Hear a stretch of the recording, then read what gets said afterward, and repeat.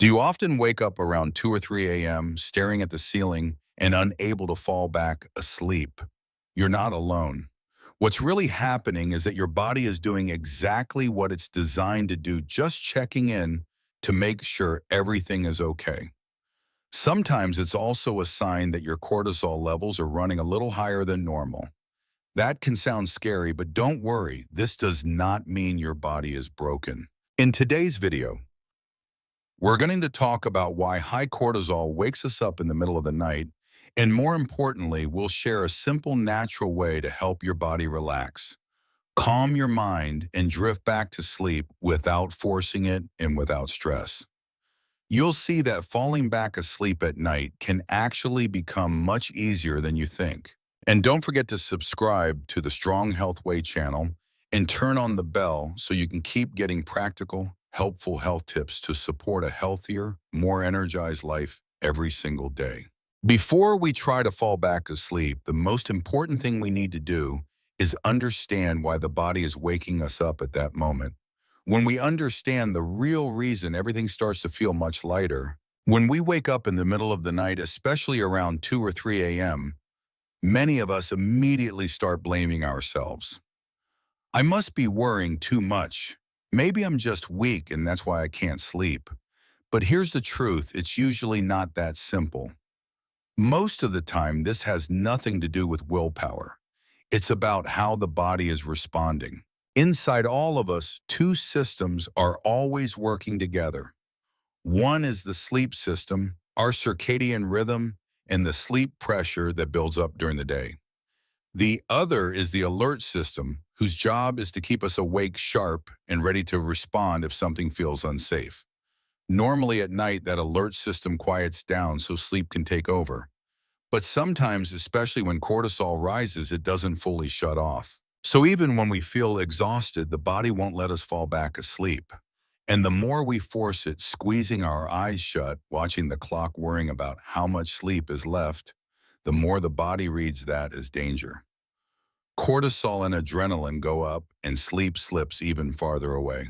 Here's what really matters to understand: waking up around 2 or 3 a.m. can be a natural signal from the body. Maybe digestion is still active. Maybe the heart is doing a quick safety check. Maybe the nervous system is just scanning to make sure everything is okay.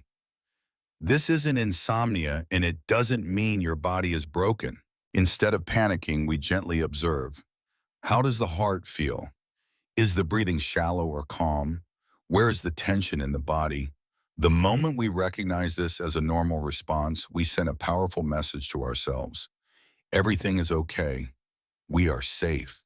And that's when sleep finally gets a chance to return. When we wake up in the middle of the night and understand that nothing is wrong with our body, the most important thing is no longer trying to force sleep. Instead, our goal is to help the body feel safe enough to drift back to sleep on its own.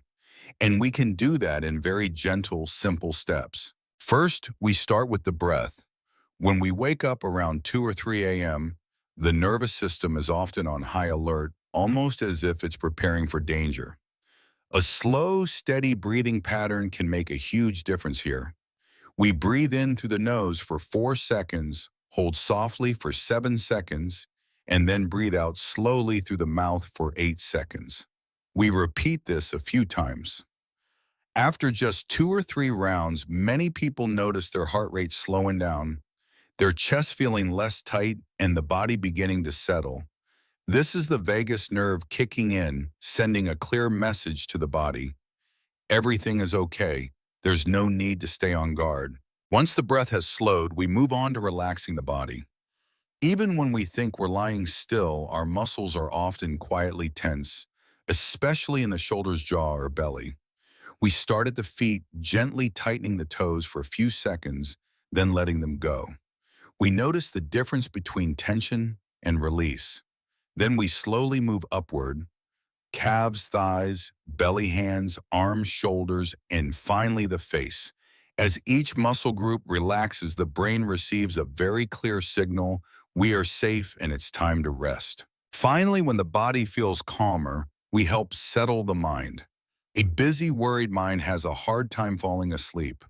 This is where a very gentle technique called cognitive shuffle can help. We choose a simple, neutral word like blanket.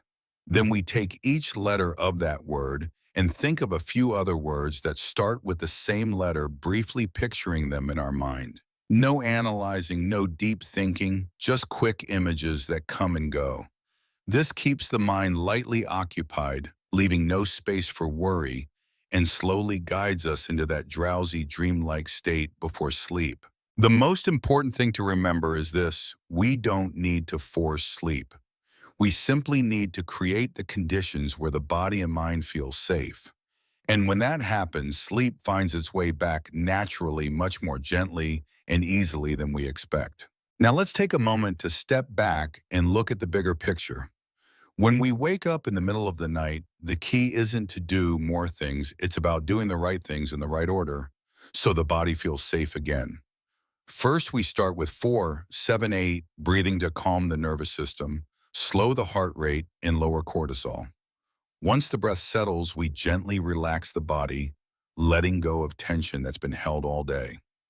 And finally, when the body is calmer, we softly guide the mind away from worry, using simple, neutral images, giving sleep the space it needs to return.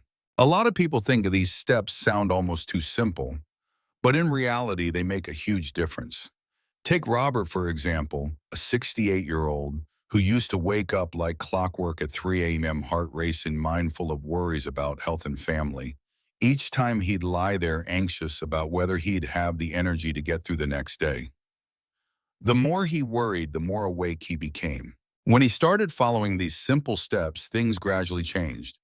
Instead of panicking, he began with slow, steady breaths. Within a few minutes, his heart rate slowed. Then he relaxed each muscle group, feeling his body grow heavy and warm. Finally, he let his mind wander through gentle, neutral images. Some nights he fell back asleep quickly. Some nights it took a bit longer. But the important thing was, he no longer feared waking up. And that's the real key. When we stop fighting our bodies and instead learn to listen and support them, sleep is no longer a struggle. We don't have to be perfect, and we don't have to do everything perfectly. All we need is patience and gentleness with ourselves. From that calm, sleep naturally finds its way back. Before we wrap up, let's remind ourselves of something very important. Waking up in the middle of the night does not mean our sleep is broken, and it's certainly not a sign that our body is seriously off. It's simply the body's way of checking in and keeping us safe. When we approach that moment with calm and patience, instead of worry or frustration, we send a clear message to our body. Everything is okay. You're safe. You can rest now. And it's exactly that message that helps sleep gradually come back. If you found today's tips helpful, make sure to subscribe to Strong Health Way so we can continue this journey together, learning how to care for our sleep and our health in a gentle, sustainable way every single day.